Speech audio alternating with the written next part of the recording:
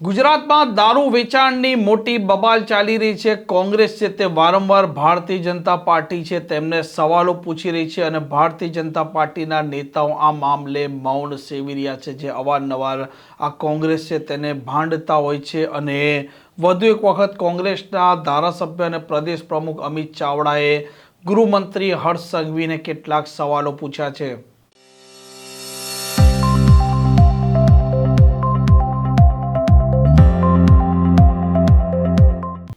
નમસ્કાર, આપ જોઈ રહ્યા છો હોટલાઇન ન્યૂઝ અને હું છું આપની સાથે તોફિક ગાછી। અવારનવાર દરેક મુદ્દામાં ભારતીય જનતા પાર્ટીના નેતાઓ વિપક્ષના નેતાઓને ઘેરતા હોય છે અને આકરા તેવર અપનાવતા હોય છે, પરંતુ ગુજરાતમાં વિપક્ષના નેતાઓ એટલે કે કોંગ્રેસે જેને આક્રોશ યાત્રા નીકાળવાની શરૂઆત કરી, ખેડૂતો, બેરોજગારી, કાયદો વ્યવસ્થા, દારૂ ડ્રગ્સનો મુદ્દો ઉપાડ્યો, ત્યારથી આ ભારતીય જનતા પાર્ટીના નેતાઓએ મૌન સેવી લીધું છે। અને લોકો પણ, આ રાજ્યના લોકો પણ સોશિયલ મીડિયામાં ગુજરાતમાં જે પ્રકારે દારૂબંધી છે પરંતુ તેમના વિસ્તારમાં દારૂ વેચાઈ રહ્યો છે, પોલીસની રહેમ નજર હેઠળ વેચાઈ રહ્યો છે, તે મામલે તેમનો રોષ વ્યક્ત કરી રહ્યા છે। અને ગુજરાત કોંગ્રેસના પ્રદેશ પ્રમુખ અને ધારાસભ્ય અમિત ચાવડાએ પણ ત્યાં સુધી કહ્યું છે કે બુટલેગરો છે તેઓની હિંમત ત્યાં સુધી ખુલેલી છે કે તેના વિરુદ્ધમાં કોઈ પોલીસ છે તે ગુનો દાખલ નથી કરતી અને તેના હપ્તા ગાંધીનગર સુધી જઈ રહ્યા છે। જિગ્નેશભાઈ વાત કરી દારૂની, ડ્રગ્સની, નશાની। જ્યારે યાત્રા લઈને નીકળ્યા, પહેલું જ પડાવ હતો એ શિવનગર વિસ્તારમાં 100-200 બહેનો રજૂઆત કરવા આવી કે અમારે ત્યાં પીવાનું પાણી પૂરતું નથી મળતું, પણ દારૂ માગો એટલો મળે છે। આ દારૂ ડ્રગ્સને કારણે અમારી નવી પેઢી છોકરાઓ નશાના રવાડે ચડીને જિંદગી બરબાદ થઈ જાય છે। નાની ઉંમરે બેન દીકરીઓ વિધવા થાય છે। પોલીસ સ્ટેશન રજૂઆત કરવા જઈએ તો કોઈ સાંભળતું નથી। બુટલેગરો છાતી ઠોકીને એમ કે છે કે જ્યાં જવું હોય ત્યાં જાઓ। અમારા હપ્તા દર મહિને છેક ગાંધીનગર સુધી પહોંચે છે, અમારો કોઈ વાળ પણ વાંકો કરી શકવાનો નથી।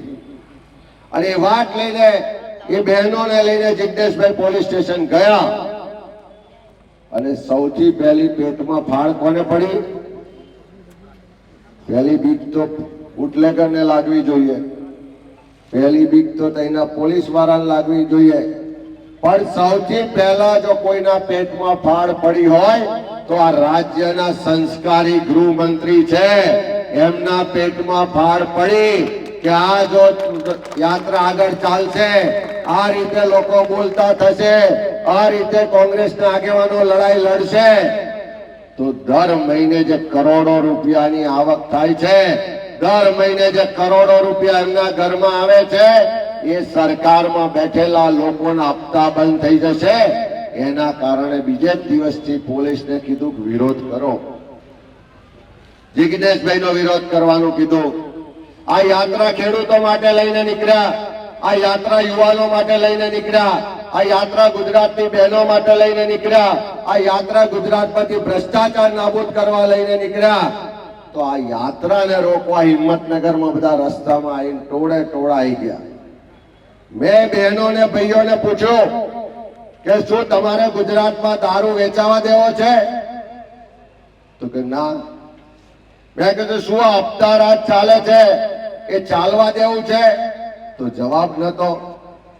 મેં કીધું તમારા ઘરના છોકરા છોકરીઓ કાલે ડ્રગ્સમાં બરબાદ થાય, તમે એવું ઈચ્છો છો?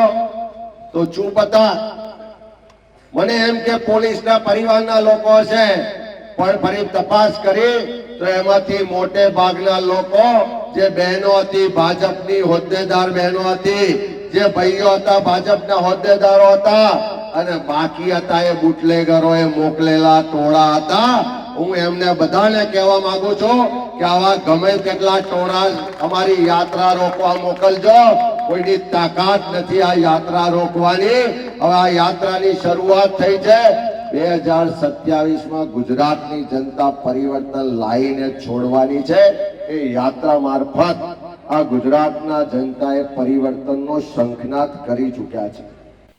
આમ ગુજરાતમાં દારૂના મામલે અત્યારે સત્તા પક્ષ અને વિપક્ષ સામ સામે છે। જો કે સત્તા પક્ષના જે ધારાસભ્યો હોય ને ભારતીય જનતા પાર્ટીના જે સંગઠનના હોદ્દેદારો હોય તે પણ આ દારૂના મામલે અત્યારે કંઈ બોલવા તૈયાર નથી અને સ્પષ્ટ દેખાઈ નથી રહ્યું. જો કે વિપક્ષ પોતે આ મામલે હવે વધારે આક્રમક થઈ રહી છે. આ પ્રકારના સમાચાર, પ્રકારના અહેવાલ માટે હોટલાઇન ન્યૂઝની આ ચેનલને લાઇક, શેર અને સબસ્ક્રાઇબ કરવાનું ભૂલતા નહીં. નમસ્કાર.